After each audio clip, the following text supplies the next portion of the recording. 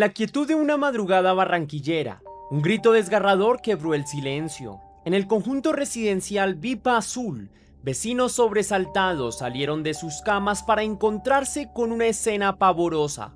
El cuerpo de una joven yacía inerte sobre el pavimento, habiendo caído desde un quinto piso. La víctima, desnuda y vulnerable bajo la tenue luz de las farolas, era una patrullera de la policía de apenas 22 años llamada María Alejandra Guerrero Montiel.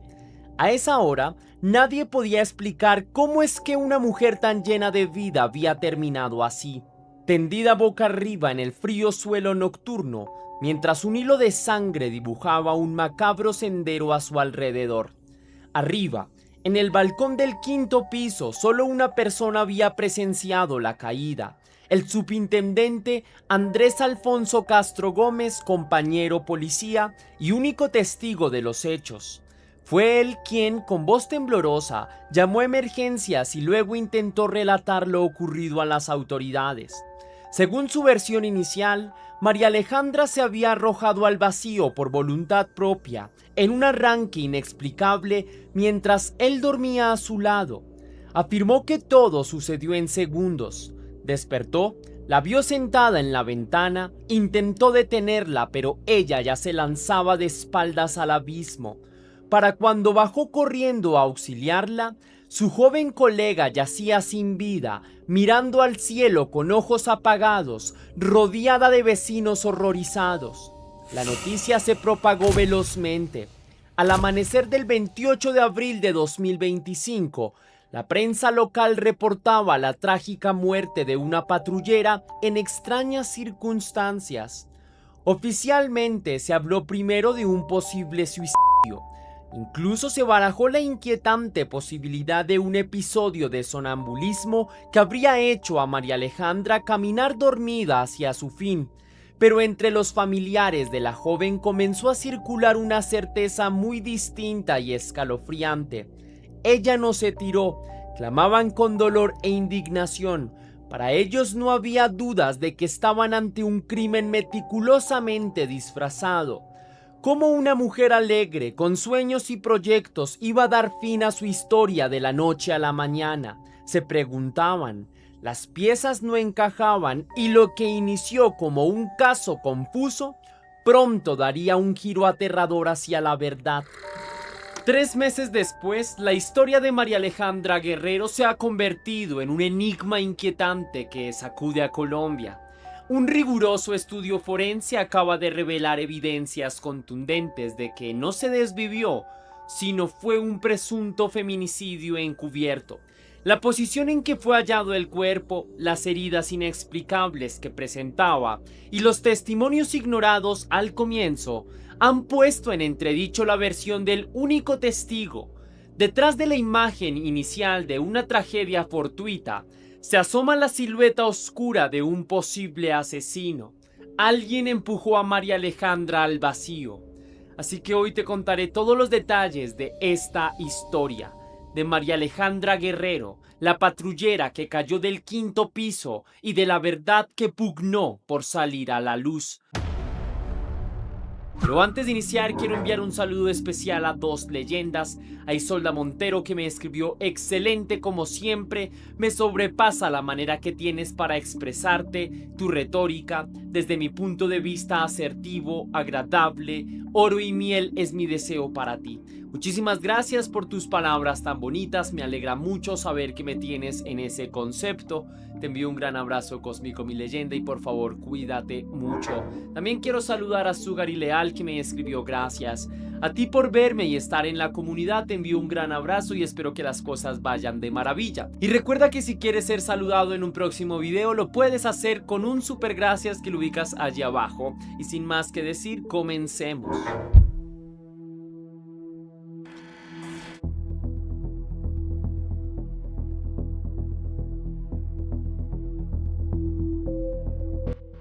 María Alejandra Guerrero Montiel vino al mundo en 2002 en el cálido municipio de Atonuevo, al sur de La Guajira. Creció en el seno de una familia orgullosamente policía. Su padre, José Damer Guerrero Ortiz, sirvió en la institución por años y dos de sus hermanos también vestían el uniforme verde oliva. Desde niña, María Alejandra admiraba la vocación de servicio de su familia y soñaba con seguir sus pasos. Siempre quiso ser policía, ese era su sueño. Recuerda a su tío Ángel Ortiz, quien la describe como una joven alegre, carismática y llena de aspiraciones. No solo anhelaba honrar el legado familiar protegiendo a la ciudadanía, sino también sacar adelante a sus padres. Fantaseaba con comprarles una casa y montar su propio negocio algún día. Tenía además ambiciones académicas. Pese a la exigencia de la carrera policial, se había matriculado en administración de empresas en modalidad virtual y cursaba el tercer semestre al momento de su muerte. Nada en su historial mostraba señales de depresión o intenciones de renunciar a la vida. Por el contrario, era una mujer espontánea, orgullosa de su hogar, enfocada en sus estudios y en su futuro, tal como la describe su familia. A sus 22 años, María Alejandra ya había logrado una meta importante. Ingresó a la Policía Nacional en 2022 y fue asignada como patrullera en el Departamento del Atlántico. Inicialmente prestó servicio en la estación del municipio de Suán, una pequeña localidad en el sur de Atlántico, donde era apreciada por sus compañeros como una oficial comprometida y responsable. La disciplina y el entusiasmo con que desempeñaba su labor reflejaban la emoción de quien está cumpliendo un anhelo de infancia. Sus superiores destacaban su dedicación sin imaginar que esta joven agente, oriunda del desierto guajiro pero destinada a proteger las calles del Caribe colombiano, pronto sería conocida en todo el país por motivos trágicos. En 2023, en el curso de sus funciones, María Alejandra conoció a quien sería una figura central en su destino, el subintendente Andrés Alfonso Castro Gómez. Este hombre de 34 años era un policía con más antigüedad que laboraba en la Regional 8 de la Policía Nacional, también en Atlántico. Según el propio Castro, entre él y la joven patrullera surgió una relación de encuentros amorosos. A pesar de la diferencia de edad y de rango, él, su superior, ella, su subordinada, habrían entablado una cercanía personal. Las versiones sobre la naturaleza real de esta relación, sin embargo, difieren drásticamente. Para Castro, María Alejandra era su pareja sentimental. Así se presentó ante todos cuando ocurrieron los hechos. Pero la familia de la patrullera insiste en lo contrario. María Alejandra no tenía ningún tipo de relación sentimental con él, declararon tajantemente en un comunicado. Según sus seres queridos, ella había decidido terminar cualquier vínculo romántico con Castro algún tiempo antes del incidente y mantenía con él solo una relación profesional y de respeto propia del trabajo. Esta discrepancia marcaría el trasfondo del drama. De acuerdo con los familiares, Castro no aceptaba el fin de la relación. El 28 de abril de 2025, día en que María Alejandra estaba de permiso fuera de su base en Suán, él la habría invitado insistentemente a su apartamento en Barranquilla, ubicado en el conjunto Vipa Azul del barrio Caribe Verde. Ella accedió a visitarlo, quizá por cortesía o buscando mantener la cordialidad con su superior. No podía prever que esa visita sería la última vez que se le vería con vida. En el corazón de esta joven guayú latía la ilusión de un futuro brillante, pero el destino y posiblemente la obsesión de un hombre estaban por arrebatarle todo.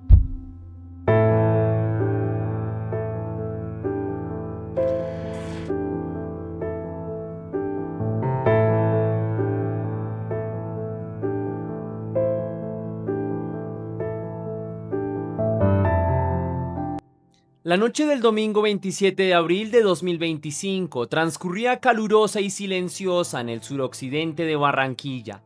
En el apartamento 504 de la Torre 14 del conjunto Vipa Azul, María Alejandra y el subintendente Castro compartían unas cervezas para amenizar el encuentro. Según relataría más tarde Castro, ambos habían pasado la noche del domingo compartiendo y consumiendo cervezas. Quizá brindaron por viejos tiempos o tal vez discutieron asuntos pendientes de su relación. No hay testigos de esas horas iniciales.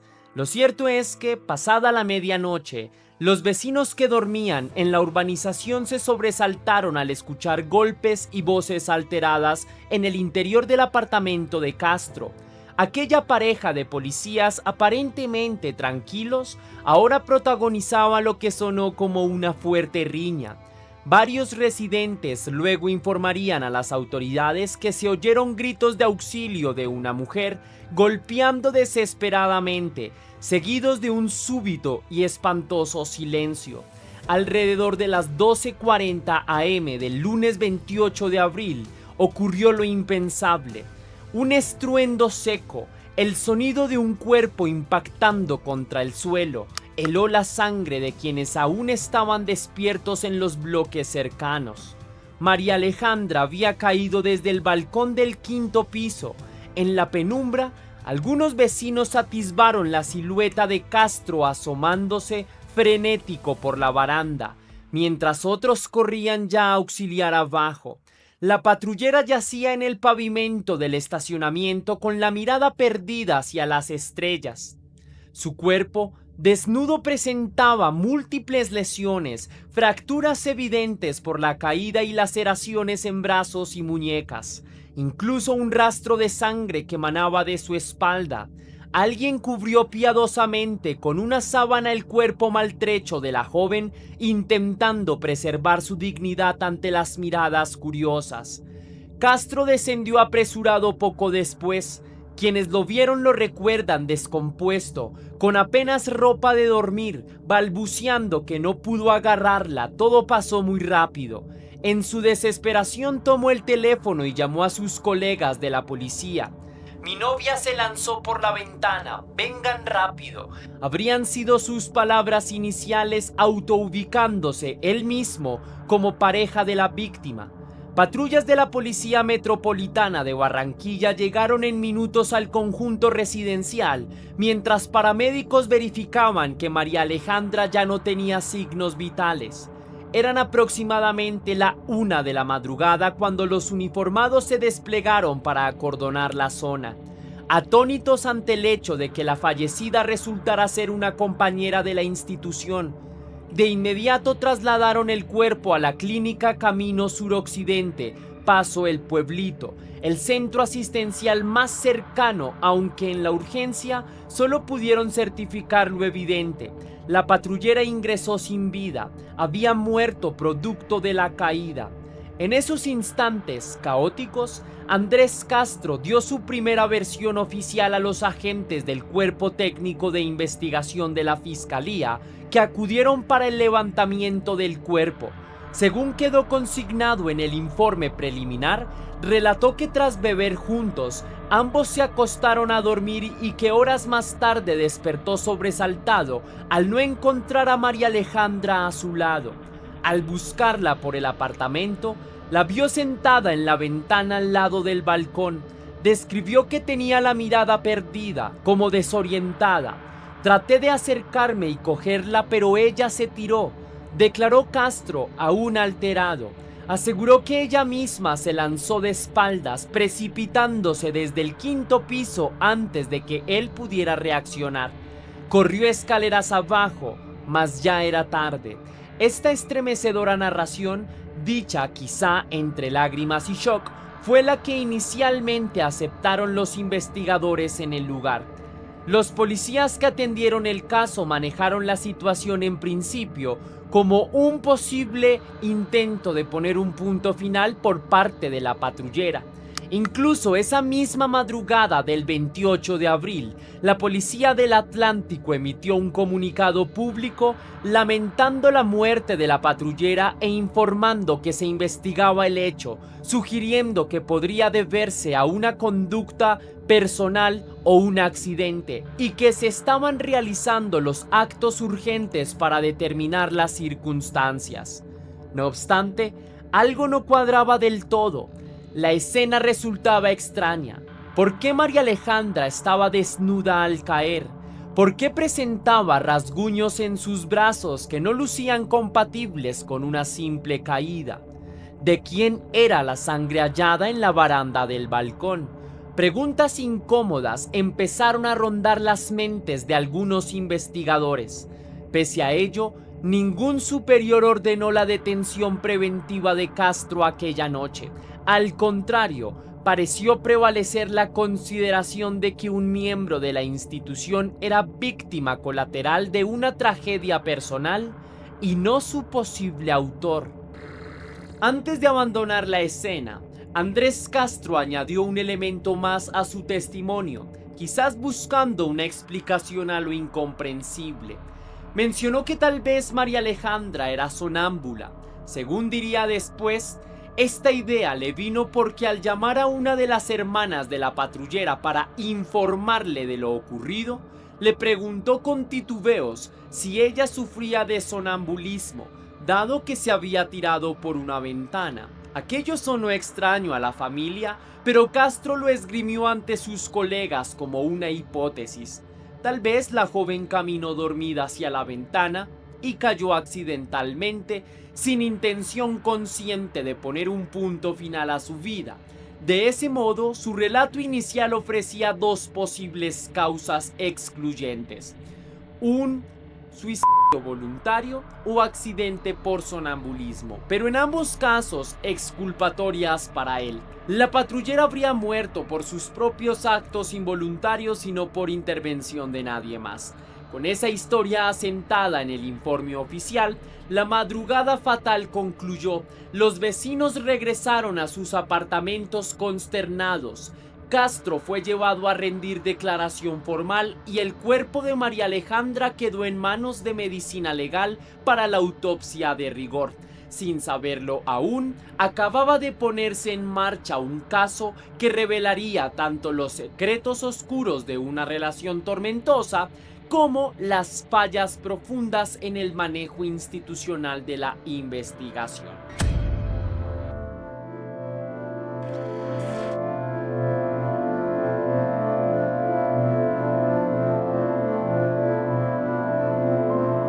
A primera hora de la mañana, la tragedia de María Alejandra llegó hasta su familia en La Guajira con la fuerza de una tormenta. Una de sus hermanas recibió la llamada directa de Andrés Castro, informándole con voz entrecortada que María se había tirado por la ventana y haciéndole aquella inusual pregunta sobre si era sonámbula. La hermana, atónita, negó rotundamente que algo así fuera cierto. Desde que ella nació, nunca mi hermana presentó problemas de sueño ni era sonámbula, declararía más tarde, indignada. En cuestión de minutos, el teléfono sonó en casa de José Guerrero y su esposa, los padres de la patrullera, y en los móviles de sus demás hermanos policías. La noticia cayó como un rayo. María Alejandra había muerto en Barranquilla. Al shock inicial le siguieron de inmediato la incredulidad y la rebeldía. Nos dijeron que se había tirado, pero ella no caminaba sonámbula ni tenía motivo alguno para acabar con su vida, exclamó el tío Ángel, reflejando el sentir de todos. Desde el primer instante, la familia Guerrero Montiel descartó de plano la versión de que María Alejandra había puesto un punto final a su vida. Conocían demasiado bien a María Alejandra, su carácter jovial, sus planes en marcha, su fortaleza ante las dificultades. No concebían que hubiera atentado contra su propia vida en un arrebato. Menos aún aceptaban la pintoresca tesis del sonambulismo. Para ellos, Algo terrible le había pasado esa noche, algo provocado por terceros, y tenían un principal sospechoso en mente, el subintendente Castro. La historia de la supuesta relación sentimental rota y la invitación al apartamento les resultaba alarmante. Les hacía pensar en un posible caso de violencia de género, de esos donde la negativa de una mujer a seguir con una relación desata la ira del hombre controlador. Por eso, apenas 2 días después de los hechos, reunieron fuerzas y redactaron un comunicado público expresando su postura y exigencias. En esa carta, difundida a medios locales y en redes sociales, la familia fue contundente. Rechazamos de manera vehemente las hipótesis de suicidio de María Alejandra y declararon: y denunciamos de manera pública el feminicidio del cual el único y principal sospechoso es el subintendente Andrés Alfonso Castro Gómez. Negaron explícitamente que Castro fuera la pareja sentimental de María Alejandra en el momento de su muerte, contrariando la imagen que él había dado. María Alejandra no tenía ningún tipo de relación sentimental con el subintendente. Aparentemente ella había decidido terminar la relación. Es más, revelaron un dato inquietante. La visita de María Alejandra al apartamento aquella noche ocurrió porque Castro la llamó insistentemente, a pesar de que ella vivía lejos en Suán y solo estaba en Barranquilla por su día de permiso. Esto hacía trizas la idea de una pareja feliz departiendo voluntariamente. Pintaba, en cambio, un cuadro donde la víctima pudo haber sido atraída a una trampa mortal. Para la familia, muchos hechos resultaban sospechosos. En su comunicado cuestionaron, por ejemplo, el desfase temporal en los reportes oficiales. Según dicen, el deceso se reportó a las 3 de la mañana, cuando los hechos ocurrieron a las 12:40 am. ¿Qué pasó en esas casi 2 horas y media de diferencia?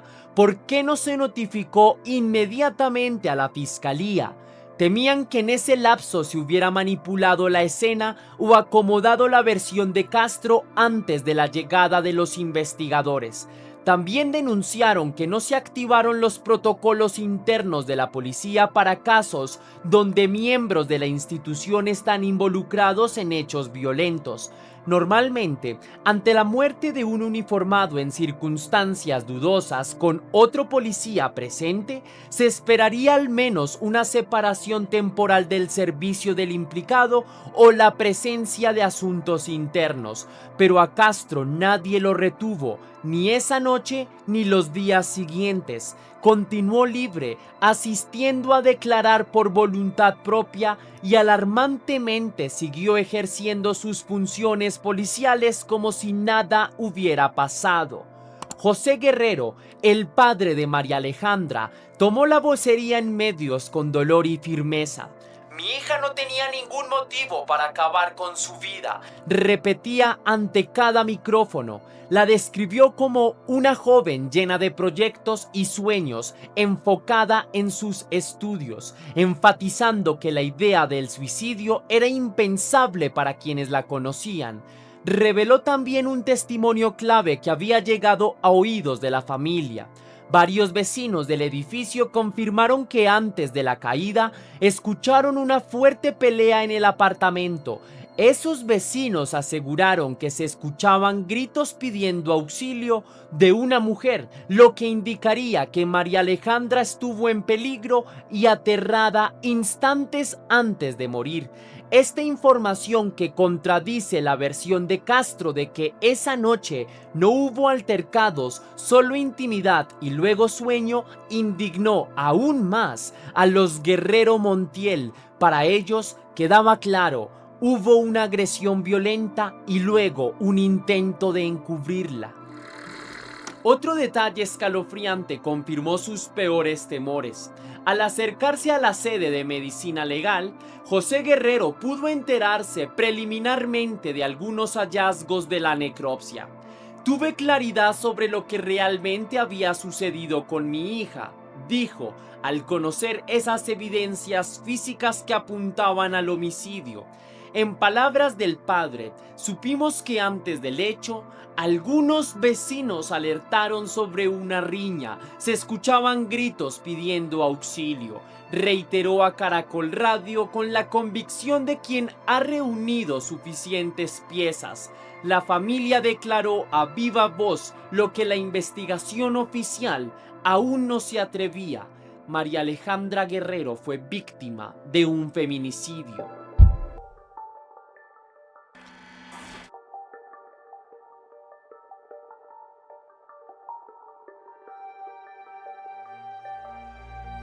Mientras la versión de Castro se mantenía como explicación oficial durante semanas, la evidencia forense silenciosamente iba revelando otra historia.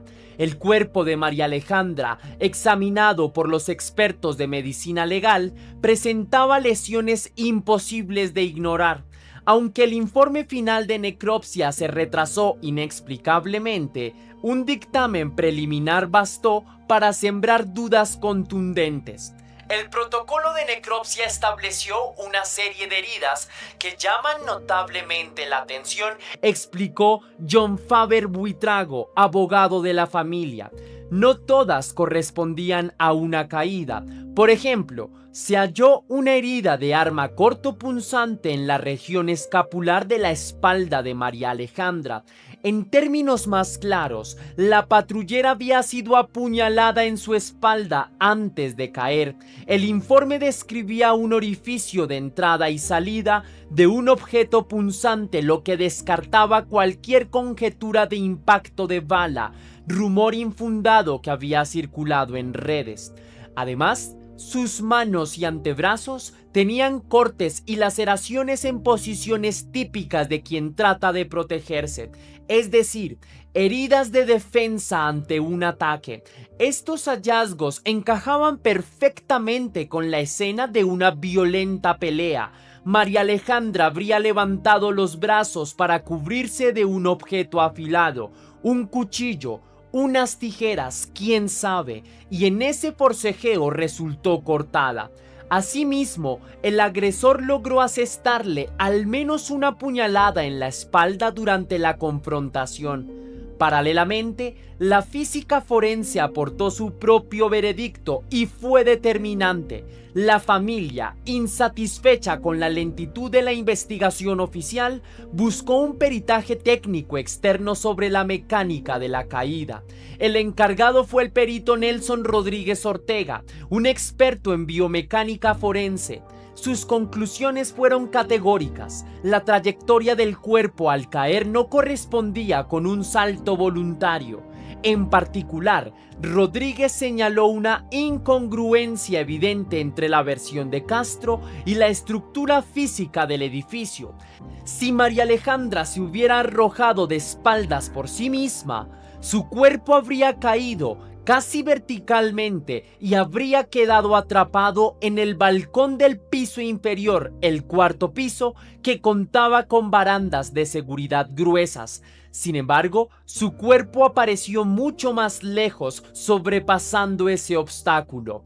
Esto solo era posible si hubo un impulso externo. En palabras del perito, no hubo una caída libre ideal, sino que la patrullera recibió un impulso, una fuerza externa que la proyectó más allá de la baranda. Dicho en términos llanos, la empujaron por la ventana con fuerza suficiente para que cayera directamente al vacío, sin toparse con el balcón de abajo. La fría lógica de la física confirmaba así lo que la familia sospechaba desde el primer día. El informe técnico de Rodríguez detalló aún más: de haberse lanzado ella por su cuenta, de espaldas, habría quedado suspendida en el balcón inferior, protegido con varillas metálicas. Solo una intervención externa pudo hacer que su cuerpo sobrepasara la barda de ese balcón. Estos hallazgos refuerzan de manera casi irrefutable la hipótesis de un homicidio.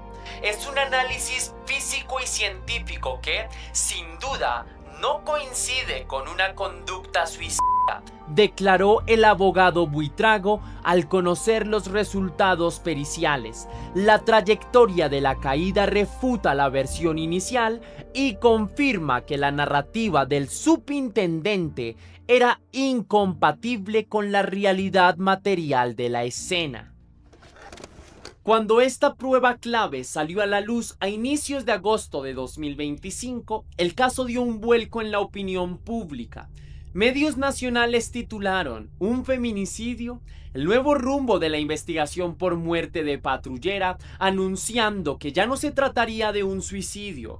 El propio periódico El Espectador en Colombia publicó una investigación titulada "La prueba que revelaría que patrullera no se suicidó", revelando detalles de este estudio técnico e indicando que el caso seguía estancado sin mayores avances a pesar de la nueva evidencia. Colombia entera supo entonces que María Alejandra había sido asesinada y muchos empezaron a preguntarse ¿por qué no se actuó antes si las señales estaban ahí desde el principio?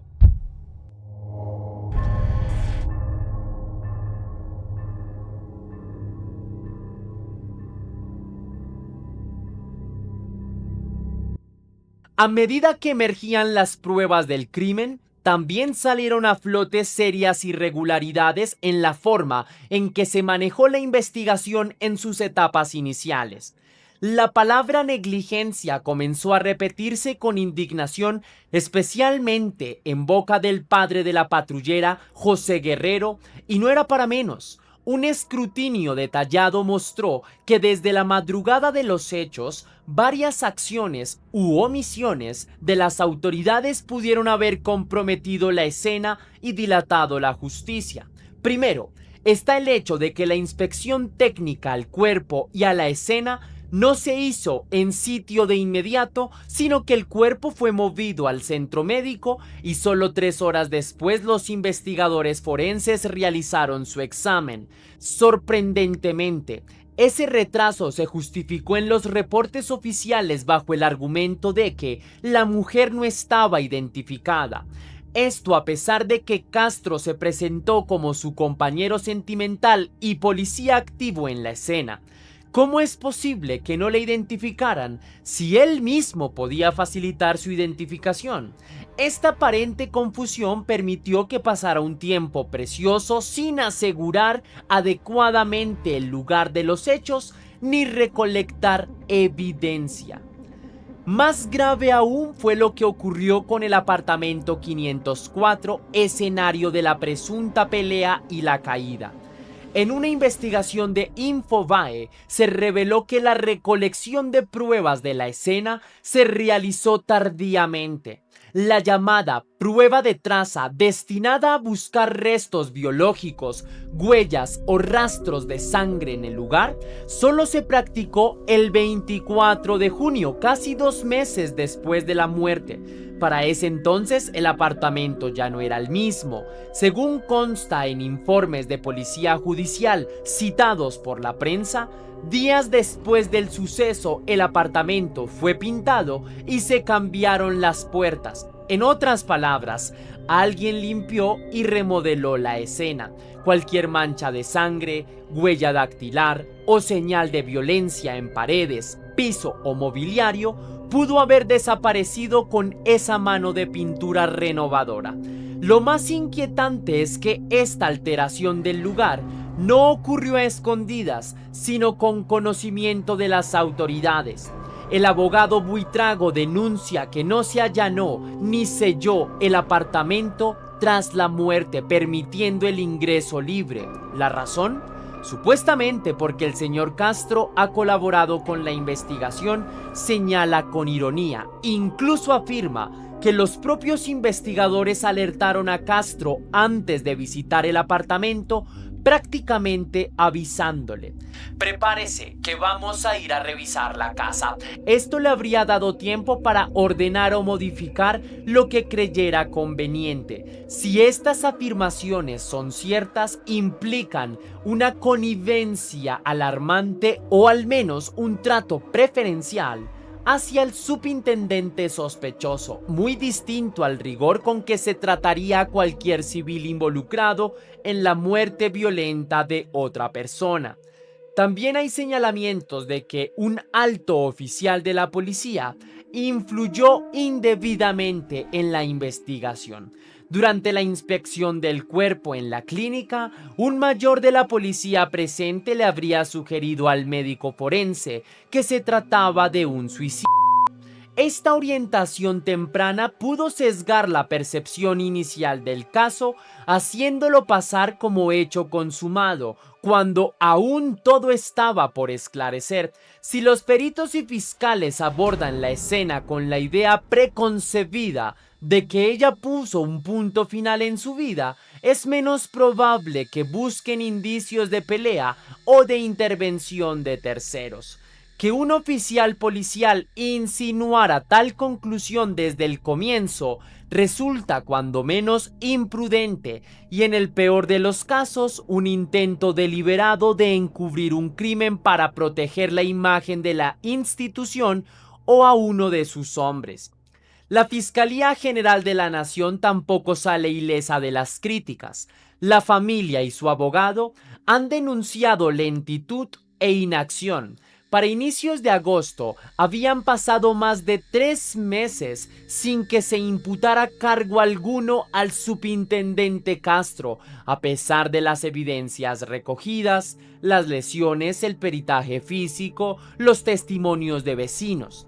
El caso seguía formalmente en indagación preliminar sin una acusación clara.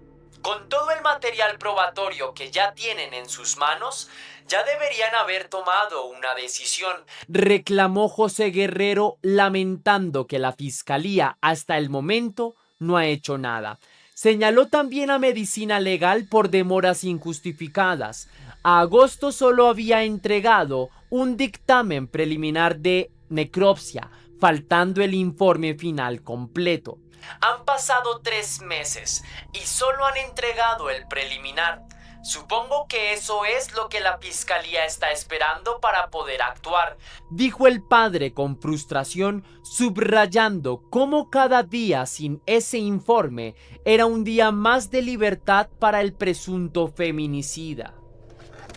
La evidencia alterada, los procedimientos tardíos y la ausencia de medidas contra el sospechoso dibujan un panorama desolador de negligencia institucional. Desafortunadamente, este no es un caso aislado en Colombia. Los números a nivel nacional pintan una realidad alarmante. En la primera mitad de 2025 se registraron 342 feminicidios en el país, de los cuales un 98% siguen la impunidad, es decir, sin sentencia alguna. A 10 años de haberse tipificado el feminicidio como delito autónomo, la gran mayoría de estos crímenes quedan sin castigo, sea por falencias investigativas, falta de celeridad o por encubrimientos y prejuicios que desvían las pesquisas. El caso de María Alejandra parecía camino a engrosar esas tristes estadísticas de injusticia. Sin embargo, la diferencia aquí ha sido la incansable lucha de su familia, el eco que lograron en los medios y la presión social que se generó. Poco a poco lograron que la muerte de la patrullera dejara de ser vista como un incidente desafortunado para pasar a considerarse lo que se conoce como hoy, un asesinato atroz que no podría quedar impune.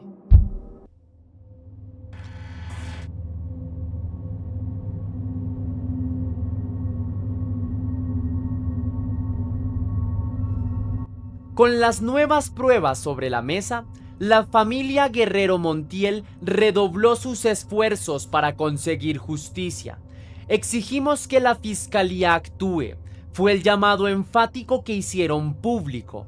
Ya no se trataba solo del duelo privado por la pérdida de María Alejandra, sino de una causa colectiva contra la impunidad. José Guerrero viajó a Bogotá en busca de apoyo institucional. Tocó puertas en la Fiscalía General, en la Procuraduría, en el Ministerio de Igualdad y en el Ministerio del Interior, pidiendo que se ejerciera vigilancia estricta sobre este proceso. No me voy a quedar en silencio. Este caso no puede quedar en la impunidad, declaró con determinación, convirtiéndose en la voz visible de tantos padres y madres que claman porque la muerte violenta de sus hijos no quede olvidada.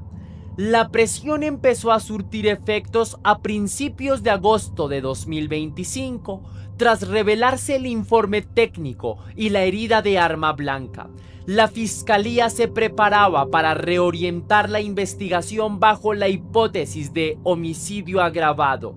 Medios reportaron que era inminente la vinculación formal de Andrés Castro al proceso penal por la muerte de María Alejandra, aunque hasta ese momento Castro seguía en libertad y pasmosamente todavía desempeñando labores policiales. Resultaba insostenible que continuara así por más tiempo. Incluso voces internas de la policía comenzaron a solicitar su suspensión mientras se esclarecían los hechos, para salvaguardar la credibilidad de la institución. Las últimas declaraciones públicas de Castro datan de los días inmediatamente posteriores al suceso, cuando insistió en su inocencia mediante su versión ahora desacreditada. Desde entonces ha guardado silencio. No respondió a las acusaciones de la familia ni a los informes forenses. Sus abogados, de haberlos contratado, no han dado la cara en medios. Este silencio contrasta con el estruendo que el caso ha causado en la sociedad.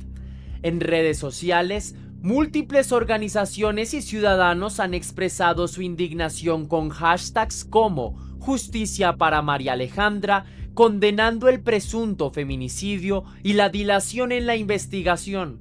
Ojalá no se repita el caso Colmenares, escribió un comentarista en El Espectador, aludiendo al sonado caso de Luis Colmenares, otro enigma colombiano de una muerte sospechosa, llena de tropiezos procesales. Que caiga quien tenga que caer. Esta familia necesita justicia, exclamó otro usuario, sintetizando el sentir general. En Hato Nuevo, La Guajira, el pueblo natal de María Alejandra, se vivieron jornadas de luto y protesta. Sus exequias, el 30 de abril, congregaron a centenares de personas bajo el ardiente sol guajiro. La comunidad guayú despidió a la hija pródiga que volvió a su tierra convertida en mártir. Hubo lágrimas, rabia contenida y promesas de no dejar su nombre marcharse con el estigma del suicidio si no era cierto. Sus compañeros policías dedicaron una guardia de honor a la joven patrullera, mientras sus hermanos, con el dolor templado por la disciplina, juraban llegar hasta las últimas consecuencias para limpiar la verdad. Que se investigue como feminicidio agravado. No vamos a permitir que este caso quede en la impunidad, había dicho públicamente el padre, y esas palabras resonaron como un mantra en la ceremonia fúnebre. El caso de María Alejandra Guerrero Montiel trasciende su propia tragedia. Ha abierto un debate necesario sobre cómo se manejan internamente situaciones de violencia de pareja dentro de la fuerza pública. ¿Existe un código de silencio cuando el agresor es uno de los nuestros? ¿Se minimizan las denuncias de las uniformadas por el peso de la jerarquía? Las autoridades policiales, puestas bajo la lupa, anunciaron en medios que no tolerarán actos de violencia de género en sus filas, intentando mitigar el golpe reputacional. Sin embargo, la realidad exige más que comunicados, demanda hechos, y el primer hecho deberá ser llevar ante la justicia al responsable de la muerte de la patrullera. Con el cúmulo de pruebas revelado, la herida cortopunzante, las lesiones defensivas, la trayectoria forense de la caída, los testimonios de auxilio, la balanza de la justicia se inclina claramente hacia una verdad dolorosa pero ineludible. María Alejandra no puso un punto final, fue asesinada. Su historia, contada aquí, es una manera de recordar una vez más que estas cosas, aunque ocurren, no deben permitir que el silencio gane, porque no es ficción. Es la Colombia real de 2025, donde una joven policía muere y el esclarecimiento de su muerte depende del coraje de quienes la amaban y de la conciencia de una sociedad que dice y grita: ni una más. Al cierre de este caso, el expediente de María Alejandra Guerrero Montiel está más vivo que nunca. La etiqueta de suicidio ha caído y en su lugar brilla la palabra feminicidio, esperando comprobación en estrados judiciales. Su familia y muchos colombianos permanecerán vigilantes porque saben que en un país con más feminicidios que días en el año, lograr justicia para María Alejandra sería encender una luz de esperanza, y porque detrás de cada cifra hay un rostro, pero también hay una historia. La de María Alejandra era la de una mujer valiente que soñó con proteger a los demás, y ahora nos toca a los demás proteger su memoria buscando la verdad y la justicia que se merece.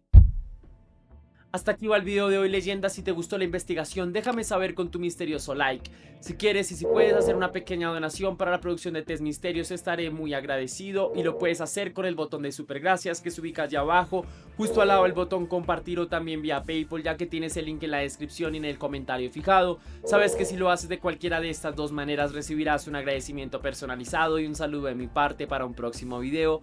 Y sin más que añadir, recuerda seguirme en mis redes sociales para que estemos más en contacto. También recuerda que somos Misterio y que tú y yo nos veremos en un próximo caso.